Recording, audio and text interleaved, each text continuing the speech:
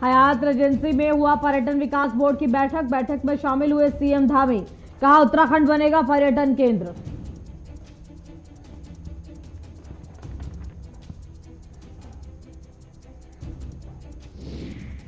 केदारनाथ मंदिर के गर्भगृह का वीडियो वायरल होने पर विवाद। मोबाइल कैमरा ले जाने पर लगेगा प्रतिबंध। क्लॉक रूम बनाकर मोबाइल पर्स कैमरे रखने की जाएगी व्यवस्था।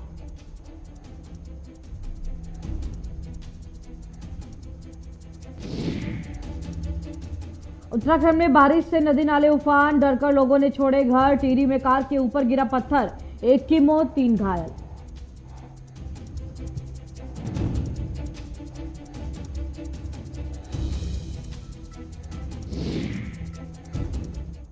नमस्कार, बहुत स्वागत है आपका। आप देख रहे गुलिस्तान न्यूज और मैं आपके साथ विशाखा चौधरी। और वक्त हो चला उत्तराखंड से जुड़ी हुई सभी खबरों से आपको अपडेट करने का। तो चलिए खबरों की शुरुआत करते हैं। बात मुख्यमंत्री पुष्कर सिंह धामी की करते हैं। आपको बता दें, सीएम पुष्कर सिंह धामी ने शिव भक्तों से अपील की है और साथ ही कांवड़ियों से सीएम पुष्कर सिंह धामी की अपील की गई है। कांवड़ यात्रा को लेकर, जो कांवड़ यात्रा लेकर जाएंगे उत्तराखंड, उन सब से, उन श्रद्धालुओं से सीएम की अपील। उत्तराखंड में एक पौधा लगाने की अपील की गई है सीएम पुष्कर सिंह धामी के द्वारा।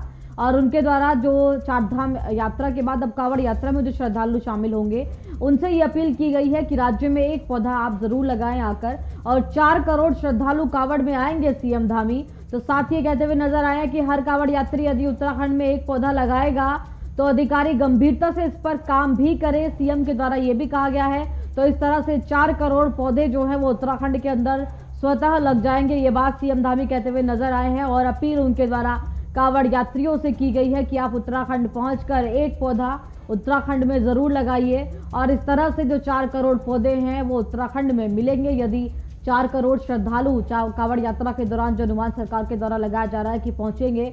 तो सीएम धामी का ये प्रयास राज्य के वन संरक्षण को लेकर, पर्यावरण और संरक्षण को लेकर जो अपील सीएम धामी करते हुए नजर आए हैं। इसी खबर पर जरा जानकारी के साथ ब्यूरो चीफ धीरेन्द्र प्रताप सिंह मेरे साथ जुड़ गए हैं।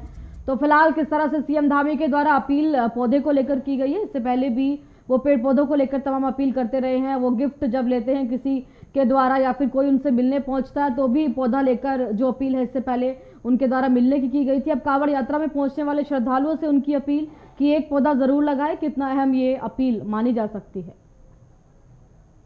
विशाखा में बताऊं कि मुख्यमंत्री पुष्कर सिंह धामी पर्यावरण को लेकर के काफी गंभीर है और उन्होंने बार बार ये बात कही है कि उत्तराखंड की पहचान ही हिमालय और उसके पर्यावरण से है। और जिस तरह से पूरे देश में उत्तराखंड की एक अलग पहचान है पर्यावरण संरक्षण के लिहाज से देखें, तो उसको कायम रखने के लिए, उसको संरक्षित रखने के लिए मुख्यमंत्री ने फैसला किया है कि जो लोग भी कांवड़ यात्रा पे आएंगे, यानी 14 जुलाई से शुरू होकर 26 जुलाई के बीच 4 करोड़ कांवड़ियों के उत्तराखंड आने की संभावना है। उसको देखते हुए मुख्यमंत्री ने इसको एक अवसर के रूप में लिया है और वो एक पेड़ लगा करके जाएंगे। और फिर जब अगले साल यानी नेक्स्ट ईयर जब वो आएंगे तो अपने उन पेड़ों को देखेंगे तो उनको बहुत अच्छा लगेगा। और उससे उत्तराखंड में जो पर्यावरण संरक्षण की मुहिम है वो मजबूत होगी, आगे बढ़ेगी। और देश के अन्य राज्य भी अगर ऐसा करते हैं तो आप सोचिए कि कितनी बड़ी एक हरित क्रांति देश में हो सकती है। इसको देखते मुख्यमंत्री ने ये फैसला किया है और शासन प्रशासन को ये निर्देश दिया है कि इस पे काम करके, सोच विचार करके, प्लानिंग करके कांवड़ियों से एक पेड़ लगाना सुनिश्चित किया जाए। और इसी तरह से पड़ोसी राज्य उत्तर प्रदेश के अंदर भी फिलहाल योगी आदित्यनाथ के द्वारा मुहिम चलाई जा रही है। 25 करोड़ पौधों का जो उनके द्वारा तमाम चीजें हैं वो की गई है। स्वयं पौधारोपण करते हुए नजर आए। इसके बाद उत्तराखंड में सीएम धामी की तरफ से ये पहल की गई है। साथ ही उनके द्वारा अधिकारियों को इस पर गंभीरता से काम करने के जो निर्देश है वो भी दिए गए हैं। यानी कि जाहिर तौर पर अगर इस तरीके की जो अपील का पालन किया जाता है श्रद्धालुओं के द्वारा तो राज्य के वन संरक्षण को काफी अधिक संख्या में बढ़ावा मिलेगा। तो बिल्कुल विशाखा, देखिए उत्तराखंड इस मामले में बहुत विशिष्ट स्थान रखता है पूरे देश में। आप चिपको आंदोलन की बात करें कि किस समय हुआ था जब पूरे देश दुनिया में पर्यावरण संरक्षण को लेकर के इस तरह की जागरूकता के बारे में लोग जानते भी नहीं थे, तब उत्तराखंड में चिपको आंदोलन हुआ। और उसके बाद भी बहुत सारे आंदोलन, मैची आंदोलन ले लीजिए कि कोई भी लड़की जब उत्तराखंड की उसका विवाह होता है तो ससुराल जाती है तो पहले एक पौधा लगाती है और मायके से जब विदा होती तब भी एक पौधा लगा करके विदा होती है।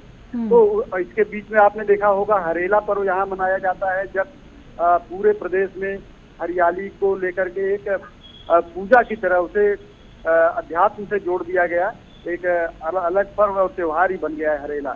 अब वो सरकार ने उस प्रोग्राम को भी अपने एडॉप्ट कर लिया और अब सरकार हर साल 16 जुलाई को हरेला पर्व मनाती है। तो ये जो पहल है ये भी उसी तरह का कुछ एक बड़ी पहल साबित हो सकती है और पर्यावरण संरक्षण के लिहाज से एक बड़ा कदम है ये। और अगर इसको अच्छे से प्लानिंग करके एग्जीक्यूट करती है सरकार तो निश्चित रूप से उत्तराखंड इस मायने में पूरे देश में एक ऐसा राज्य होगा जो इस तरह की क्रांतियों का जन्मदाता भी होगा और इस तरह की पहल करने वाला एक अभिन्न राज्य होगा।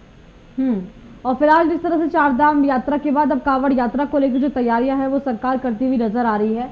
अलग अलग जो थीम है वो बनाई जा रही है, कहीं पर प्लास्टिक जो है वो बैन हो गई है, तो फिलहाल हर की पैड़ी का जो क्षेत्र है वहां पर प्लास्टिक पूरी तरीके से बैन करने की भी सरकार की योजना है। इसके बाद ये पौधारोपण की जो प्रक्रिया है या अपील है ये मुख्यमंत्री करते हुए नजर आए हैं। यानी कि आध्यात्मिक यात्राओं से जो पर्यावरण को नुकसान होते हैं अब उनको सरकार कहीं ना कहीं गंभीरता से ले रही है। अब बिल्कुल विशाखा, देखिए सरकार को गंभीरता से लेने की जरूरत भी है, क्योंकि आप देखिए कि जो 8 लेन की सड़कें बन रही हैं उनकी वजह से कितने जंगल कट रहे हैं, कितने पेड़ों का वहाँ बलिदान भी हो रहा है। और उसकी अगर क्षतिपूर्ति नहीं की गई तो जो एक नेचर का इकोसिस्टम है वो गड़बड़ हो सकता है, प्रभावित हो सकता है। इसको देखते हुए सरकारें ऐसा काम कर रही हैं। उत्तराखंड में देश में कई जगह कई सरकारें क्षेत्र में काफी बेहतरीन काम कर रही है और काफी अच्छी और यूनिक पहल कर रही है। उत्तराखंड में भी यह एक यूनिक पहल की गई है और अगर ये सफल होती है तो निश्चित रूप से उत्तराखंड के लिए ये बहुत ही महत्वपूर्ण पहल साबित हो सकता है। तो फिलहाल अब कांवड़ यात्रा को लेकर जिस तरह से मुख्यमंत्री की अपील की गई है, क्या कुछ इस अपील को लेकर अधिकारी भी आश्वस्त होते हुए नजर आए, क्योंकि निर्देश उनके द्वारा दिए गए हैं आधिकारिक तौर पर भी कि आप इस पूरे निर्देश को गंभीरता से लें और इस अपील का पालन कराने की कोशिश श्रद्धालुओं के द्वारा की जाए। बिल्कुल विशाखा, देखिए यह जो है एक अपील ही है कि ऐसा किया जाना चाहिए, क्योंकि कोई कानून नहीं है। कोई व्यक्ति अगर कांवड़ यात्रा पे आता है उसको पेड़ लगाना है, कोई कानून नहीं है कि उसे कानूनन बाध्य किया जा सके। लेकिन मुख्यमंत्री हो या प्रधानमंत्री हो, देश और प्रदेश के मुखिया होते हैं, उनकी अपील का आम जनता पे बहुत असर पड़ता है। और पुष्कर सिंह धामी की इस अपील का अगर कांवड़ियों पे असर पड़ता है और शासन प्रशासन थोड़ा सहयोग करता है तो निश्चित रूप से उत्तराखंड में जंगल बढ़ाने के लिए, यहाँ के पर्यावरण को और मजबूत करने के लिए, स्वच्छ और सुंदर उत्तराखंड बनाने के लिए एक बड़ा कदम साबित हो सकता है। चलिए देखना होगा इस अपील के बाद क्या कुछ जो असर है वो कांवड़ यात्रा के दौरान भी इस अपील का देखने को मिलता है। फिलहाल आपका तमाम जानकारी देने के लिए बहुत शुक्रिया। और आगे बढ़ते बात उत्तराखंड की करेंगे। उत्तराखंड में स्टार्टअप को बढ़ावा देने के लिए आपको बता दें कार्यक्रम का आयोजन किया गया है। देहरादून में आयोजित किया गया है स्टार्टअप ग्रैंड चैलेंज और इसी के साथ उत्तराखंड में स्टार्टअप को बढ़ावा देने के लिए एक इस कार्यक्रम की शुरुआत हुई, जिसमें युवाओं ने स्टार्टअप आइडिया लिए जाते हैं। और इस क्रम में देहरादून में आयोजित स्टार्टअप ग्रैंड चैलेंज 2022 कार्यक्रम में सीएम धामी भी शामिल हुए और वो क्या कुछ कहते हुए नजर आए हैं इस दौरान वो आपको सुनाते हैं।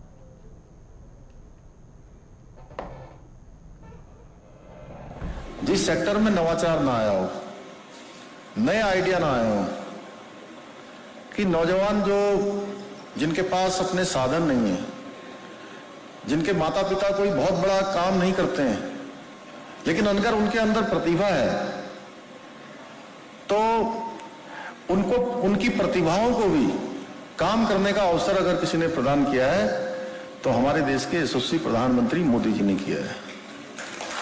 हर क्षेत्र में कोई क्षेत्र ऐसा नहीं है, आज स्टार्टअप इंडिया हो, स्किल इंडिया हो, मेक इन इंडिया हो, अनेकों क्षेत्रों में ऐसी ऐसी योजनाएं लेकर आए हैं। तमाम चाहे मुद्रा लोन की योजना हो, वो सब नौजवानों के और युवाओं के लिए, उनके बेहतर भविष्य के लिए। और पहली बार देश के अंदर स्किल डेवलपमेंट, जो आज़ादी के बाद हम आज़ादी का 75वां वर्ष मना रहे हैं, आज़ादी का हम अमृत महोत्सव मना रहे हैं, और किसी ने जिस दिशा में सोचा भी नहीं था उस दिशा में सीधे सीधे काम हो रहा है। हम 75वें साल में आ गए और मोदी जी जब देश के प्रधानमंत्री 2014 में बने थे तो उस समय भारत सरकार ने स्किल डेवलपमेंट का एक विभाग बनाया था, कौशल विकास का विभाग बनाया था। उसके पीछे ये उद्देश्य था कि हमारे सभी नौजवान, सभी युवा जिनके अंदर प्रतिभा है, जो आगे बढ़ना चाहते हैं, कुछ करना चाहते हैं, अपना हुनर दिखाना चाहते हैं, तो उनके जीवन के अभाव, उसकी कमियां, धन का अभाव, साधनों का अभाव उनकी प्रतिभा को रोक नहीं सकते हैं। उनकी प्रतिभाओं को अवश्य आगे बढ़ने का अवसर प्रदान किया जाएगा। यह हमारे देश के यशस्वी प्रधानमंत्री मोदी जी की सोच है। समाज के अंतिम छोर में खड़े हुए व्यक्ति तक सरकार पहुंचे, शासन पहुंचे, उसको अपनी सहभागिता करने का अवसर प्रदान हो। इसको लेकर लगातार एक के बाद एक योजनाएं चल रही हैं, क्योंकि ये सब हमारे युवाओं से, नौजवानों से, आगे आने वाले सब हमारे कर्णधार हैं, उनके निमित्त ये कार्यक्रम किया गया है। इसलिए मैं और बहुत सारी योजनाओं के बारे में नहीं और जब आप में से सभी लोगों ने अच्छा काम किया होगा, कुछ हुनर दिखाया होगा, कुछ स्टार्टअप आप ऐसा लेके आए होंगे जिसको लोगों ने एक्सेप्ट किया होगा, तभी आज हमारी स्थिति ये आई है। और ये स्थिति किसी की व्यक्तिगत रूप से, इसमें से बहुत सारे लोगों ने काम किया होगा। व्यक्तिगत रूप से जब हम काम करते हैं तो उस समय कई बार ऐसा लगता है कि हम अपने लिए काम कर रहे हैं, लेकिन होता क्या है, एक समय तक लगता है कि हम अपना काम कर रहे हैं, छोटा हमने स्टार्टअप शुरू किया है, कोई नया आइडिया हम लेकर आए हैं, लेकिन जब समय बीतता जाता है, हमको जब थोड़ी हमारी जान पहचान बढ़ जाती है, हमारा काम बड़ा हो जाता है, लोग उसको एक्सेप्ट करने लगते हैं, तो मैं कहूँ कि थोड़ा हम फेमस हो जाते हैं। जब अगर मैं आप लोगों की भाषा में कहूँ तो उसको कहते हैं फेमस हो जाना। और जब हम फेमस हो जाते हैं तो शुरू में तो लगता है कि हम एक माँ बाप के बेटे हैं, एक परिवार के भाई हैं या बहन हैं, लेकिन धीरे धीरे क्या होता है, जब हम आगे बढ़ते हैं तो जिस हम मोहल्ले में रहते हैं या हम अगर ग्रामीण क्षेत्र में रहते हैं, जिस गांव में रहते हैं, तो उस गांव के लोगों को लगने लगता है कि ये लड़का, ये लड़की, ये बेटा, ये बेटी, ये सब मेरे बेटे हैं, मेरा बेटा है, क्योंकि ये मेरे गांव का नाम रोशन कर रहे हैं। कुछ समय के बाद जब वो और आगे बढ़ते हैं तो लगता है कि उस शहर के बेटे हो गए हैं। उस शहर के लोगों की सबकी भावना उसके साथ जुड़ जाती है कि मेरा बेटा आगे बढ़ रहा है, मेरी बेटी आगे बढ़ रही है, मेरे क्षेत्र का लड़का आगे बढ़ रहा है, ये लड़की आगे बढ़ रही है। धीरे धीरे करके वो कभी फिर जिले का नाम रोशन करते हैं, जिले के बाद फिर प्रदेश का नाम रोशन करते हैं, और एक समय ऐसा आता है कि जब उनके साथ पूरे प्रदेश और देश की भावनाएं जुड़ जाती हैं। तो मैं आप सबको बहुत शुभकामनाएं देना चाहता हूं कि आप सब लोग जो भी ये काम कर रहे हैं, ये सच मायने में आप आने वाले समय में प्रदेश और देश को मजबूत करने का काम कर रहे हैं। जो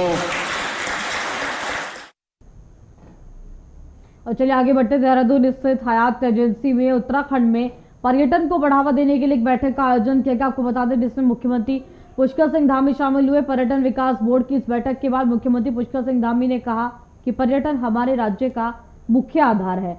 जिस सोच के साथ उत्तराखंड का निर्माण हुआ है, उस सोच के साथ हम आगे बढ़ रहे हैं, और मोदी जी के नेतृत्व में ऑल वेदर रोड हो या फिर ऋषिकेश कर्णप्रयाग रेल लाइन हो, सभी पर तेजी से कार्य किया जा रहा है।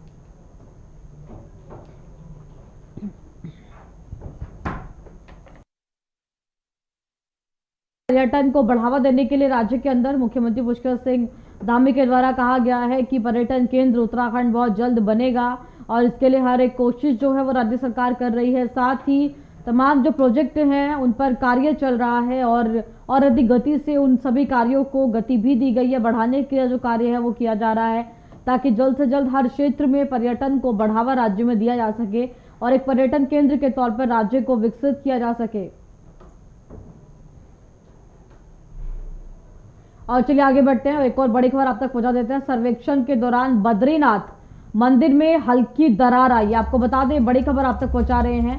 सर्वेक्षण किया गया है बद्रीनाथ मंदिर का, जहां पर हल्की दरार सर्वेक्षण के दौरान जो है वो निकलकर सामने आई है। केदारनाथ की तर्ज पर बद्रीनाथ धाम में भी निर्माण कार्य किए जा रहे हैं। बद्रीनाथ मंदिर की दाहिनी ओर पर यह हल्की दरार दिखाई दी है। साथ ही आपको बता दें, एसआई करेगा दीवार पर आई दरार का उपचार कार्य, यानी कि जिस तरह से अभी फिलहाल मौसम को देखते हुए भी तमाम जो निर्माण कार्य हैं वो मंदिर के अंदर पहले पुख्ता किए जा रहे हैं और अब एसआई जो है वो दीवार पर आई इस दरार का जो उपचार है, मरम्मत का कार्य है वो किया जाएगा। एसआई ने 5 करोड़ का आकलन कर सरकार को प्रस्ताव भेजा है पूरे मरम्मत कार्य के लिए।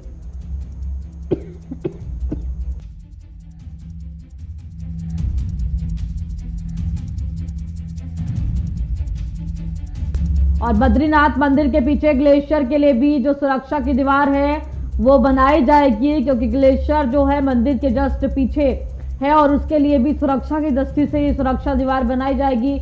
मॉडल तरीके से बनाया जाएगा बद्रीनाथ धाम, यानी कि बद्रीनाथ धाम में केदारनाथ धाम के बाद अब जो निर्माण कार्य है उनकी शुरुआत की जाएगी। और इससे पहले भी बद्रीनाथ धाम में कई जो प्रोजेक्ट हैं वो लगाए गए हैं। फिलहाल बद्रीनाथ धाम के अंदर मंदिर परिसर में जो दरार आई है और सर्वेक्षण में ये दरार दिखाई दी है, इसके बाद मरम्मत की जाएगी। साथ ही जो पीछे की दीवार ग्लेशियर से सटी हुई है वहां पर भी निर्माण कार्य किया जाएगा। तमाम जितने भी मरम्मत कार्य है उसका आकलन करके 5 करोड़ का जो सरकार को प्रस्ताव है एसआई की तरफ से वो भेज दिया गया है। बद्रीनाथ मंदिर के पीछे ग्लेशियर के लिए भी सुरक्षा की दीवार बनाई जाएगी। अब मॉडल तरीके से बद्रीनाथ धाम का जो तमाम निर्माण कार्य है वो किया जाएगा और केदारनाथ की तर्ज पर अब बद्रीनाथ धाम में भी विकास कार्य और निर्माण कार्यों की शुरुआत यहाँ पर की गई है। सर्वेक्षण किया गया है टीम के द्वारा और सर्वेक्षण करके जो आकलन है खर्च का वो भी केंद्र सरकार को भेजा गया है। एसआई ने 5 करोड़ का आकलन कर फिलहाल राज्य सरकार को ये बात कही है कि 5 करोड़ की जो मरम्मत कार्य है, निर्माण कार्य है वो बद्रीनाथ धाम के अंदर फिलहाल होना है।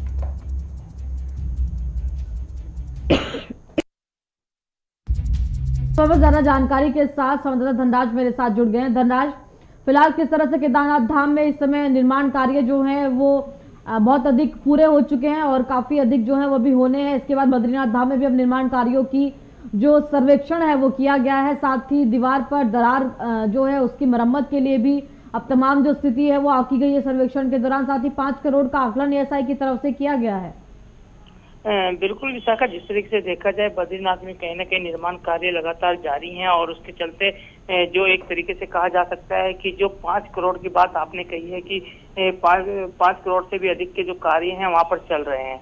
और जिस तरीके से देखा जाए कि एक निरीक्षण वहां पर किया गया है और उस निरीक्षण के दौरान कहीं ना कहीं वहां पर जो निर्माण कार्य चल रहे हैं उनका निरीक्षण किया गया है और साफ तौर पर जो अधिकारी हैं उनको निर्देशित भी किया गया है कि किस तरीके से कार्य किए जाने हैं। लेकिन वहीं कहीं ना कहीं गुणवत्ता को लेकर एक सवाल खड़े होना लाजमी है, क्योंकि आपने देखा होगा कि बद्रीनाथ के जो निर्माण कार्य चल रहे हैं उसमें कहीं ना कहीं एक तरीके से दरार पाई गई है और उस दरार के कारण कहीं ना कहीं सवाल खड़े हो रहे हैं। अब देखने वाली बात होगी कि क्या उन पर कुछ कार्रवाई हो पाएगी या नहीं हो पाएगी, क्योंकि जिस तरीके से देखा जाए कि जो सर्वेक्षण के दौरान बद्रीनाथ मंदिर पर हल्की दरारें देखी गई हैं उसमें कहीं ना कहीं निर्माण कार्य में माना गया है कि बहुत ही हल्की क्वालिटी की जो निर्माण है वो किया गया है। उसके चलते अब देखने वाली बात ये होगी कि सरकार किस तरीके से पूरा जो निर्माण कार्य की एजेंसी है उस पर किस तरीके से कार्रवाई करती है, क्योंकि कहीं ना कहीं माना जा रहा है कि जो एएसआई कंपनी है ने 5 करोड़ का आकलन कर सरकार को प्रस्ताव भेजा है और बद्रीनाथ मंदिर के पिछले जो ग्लेशियर है के लिए भी बने उसके लिए भी सुरक्षा दीवार बनाने की बात कही गई है। तो फिलहाल बद्रीनाथ धाम को भी जो नया स्वरूप है देने के लिए यहाँ पर सरकार की जो कोशिश है वो तेज होती हुई नजर आ रही है। केदारनाथ धाम बद्रीनाथ धाम का जो निर्माण कार्य है, खासतौर पर अगर केदारनाथ की बात करें तो प्रधानमंत्री के ड्रीम प्रोजेक्ट में से एक कहा जाता है, लेकिन अब बद्रीनाथ धाम का विकास भी कहीं ना कहीं राज्य में 4 धाम यात्रा के तहत जिस तरह से देश भर से इस बार श्रद्धालुओं का हुजूम जो है वो उमड़कर पड़ा, श्रद्धा का सैलाब देखने को मिला 4 धाम यात्रा में। तो इसी के साथ इन चारों धामों में कहीं भी कोई सुविधा या असुविधा जो है वो श्रद्धालुओं को ना हो, सुविधा की कोई कमी ना हो, इसके लिए सभी विकास कार्य फिलहाल किए जा रहे हैं। बिल्कुल विशाखा, जिस तरीके से देखा जाए कि जो केदारनाथ का पुनर्निर्माण का कार्य है वो कहीं ना कहीं एक तरीके से प्रधानमंत्री नरेंद्र मोदी का ड्रीम प्रोजेक्ट माना जाता है और उसको व्यवस्थाएं बनाने के लिए कहीं ना कहीं मुख्यमंत्री पुष्कर सिंह धामी भी कई बार वहां का निरीक्षण कर चुके हैं और अधिकारियों को निर्देशित भी कर चुके हैं कि किसी भी तरह की दिक्कत यात्रियों को वहां पर ना आए, क्योंकि इस समय भी जो है 4 धाम यात्रा जोरों पर चल रही है और तमाम यात्री वहां पहुंच रहे हैं। और जो आपने देखा होगा कि बद्रीनाथ मंदिर में भी निर्माण कार्य लगातार चल रहे हैं, उनका आकलन भी लगातार मुख्यमंत्री पुष्कर सिंह धामी अपनी नजरों से करते हुए आए हैं, यानी कि कई बार वहां का निरीक्षण कर चुके हैं और अधिकारियों को निर्देशित भी कर चुके हैं। क्योंकि जिस तरीके से देखा जाए कि 4 धाम यात्रा एक कहीं ना कहीं जो श्रद्धालु है उनकी एक आस्था का केंद्र है और वो वहाँ पर सुरक्षा व्यवस्था हो या फिर अन्य व्यवस्थाएं हो, तमाम तरह की व्यवस्थाएं दुरुस्त करने का जिम्मेदारी भी सरकार की होती है। तो अब सरकार की जिम्मेदारी है कि किस तरीके से जो निर्माण कार्य चल रहे हैं उनको किस तरीके से पूरा कराया जाए। चले देखना होगा धनराज, फिलहाल जिस तरह से बद्रीनाथ धाम को भी एक नया स्वरूप देने की जो यहाँ पर तैयारी है वो प्रशासन की और सरकार की दिखाई दे रही है। अब पूरी तरह से जो प्रारूप है वो तैयार कर लिया गया। फिलहाल आपका तमाम जानकारी देने के लिए बहुत शुक्रिया। आगे बढ़ते हैं, बात केदारनाथ मंदिर की भी कर लेते हैं। आपको बता दें केदारनाथ मंदिर के गर्भगृह की एक वीडियो वायरल होने के बाद एक और जहां बद्री केदार मंदिर समिति के अध्यक्ष अजेंद्र अजय ने इसकी जांच बिठाई है, तो वहीं दूसरी ओर उन्होंने मुख्य सचिव को पत्र भी भेजा। आपको बता दें उनके द्वारा मांग की गई है कि बद्रीनाथ और केदारनाथ में मंदिर से कुछ दूरी पर तीर्थयात्रियों के लिए क्लॉक रूम बनाया जाए, जिनमें उनके मोबाइल, पर्स और कैमरे रखने की व्यवस्था की जाए। बद्री केदार मंदिर समिति के अध्यक्ष अजेंद्र अजय ने मुख्य सचिव डॉक्टर एस एस संधू को पत्र लिखकर केदारनाथ और बद्रीनाथ धाम में निकट क्लॉक रूम बनाने का जो सुझाव है वो दिया गया है, ताकि मंदिर में दर्शन के लिए आ रहे तीर्थयात्रियों के मोबाइल, इलेक्ट्रॉनिक उपकरण, बैग इत्यादि यहां जमा हो सके। और किस तरीके से जो केदारनाथ धाम के अंदर गर्भगृह की जो वीडियो सोशल मीडिया पर इस समय वायरल है, इस सब को लेकर ये जो पूरी यहाँ पर फैसला है वो किया गया है मंदिर समिति की तरफ से। और इस तरीके की जो तमाम चीजें हैं वो भविष्य में ना हो, क्योंकि ये सुरक्षा की दृष्टि से भी मंदिर के तहत भी और श्रद्धालुओं की सुरक्षा की दृष्टि से भी इस तरीके का वीडियो जो है वो सोशल मीडिया पर वायरल होना सही नहीं है। इस बात को मंदिर समिति की तरफ से कहा गया है। और अब जो इलेक्ट्रॉनिक उपकरण है, मोबाइल फोन है, वो मंदिर परिसर के अंदर ना लाए जाए। इस बात के लिए क्लॉक रूम बनाने का जो सुझाव है वो दिया गया है मंदिर समिति की तरफ से।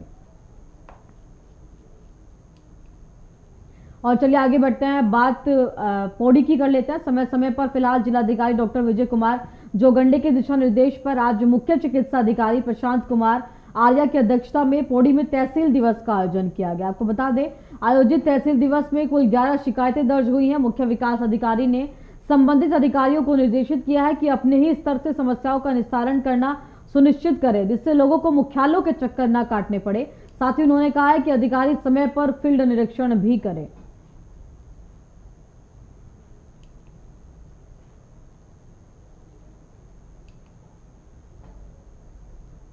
और चलिए आगे बढ़ते हैं, बात उत्तराखंड में मौसम को लेकर भी कर लेते हैं। उत्तराखंड में बारिश और पहाड़ों से लेकर मैदान तक आफत बनकर टूट रही है। लगातार जारी बारिश से नदी नाले उफान पर आ गए हैं, सड़कें मलबे से पटी हैं और कई घरों में पानी घुसने से जनजीवन अस्त व्यस्त हो गया है। वहीं आपको बता दें प्रदेश में कई जगह पर सड़कें बंद होने से आवाजाही भी ठप हो गई है। बद्रीनाथ हाईवे की बात करें तो सिरोबगढ़ में बद्रीनाथ हाईवे बंद है। वहीं यमुनोत्री हाईवे की बात करें तो खोलने के लिए यमुनोत्री हाईवे का लगातार प्रयास किए जा रहे हैं। इसके अलावा दूसरी ओर जौनपुर ब्लॉक के अगलनाड़ और मोटर मार्ग पर करखेत के समीप एक कार के ऊपर पत्थर गिरने से एक व्यक्ति की मौत हो गई, जबकि 3 लोग इस पूरी दुर्घटना में घायल हुए हैं। वहीं उत्तरकाशी नौगांव में हुई तेज बारिश से सोली खड्ड और देवसारी खड्ड में आए पानी और मलबे से भारी नुकसान हुआ है।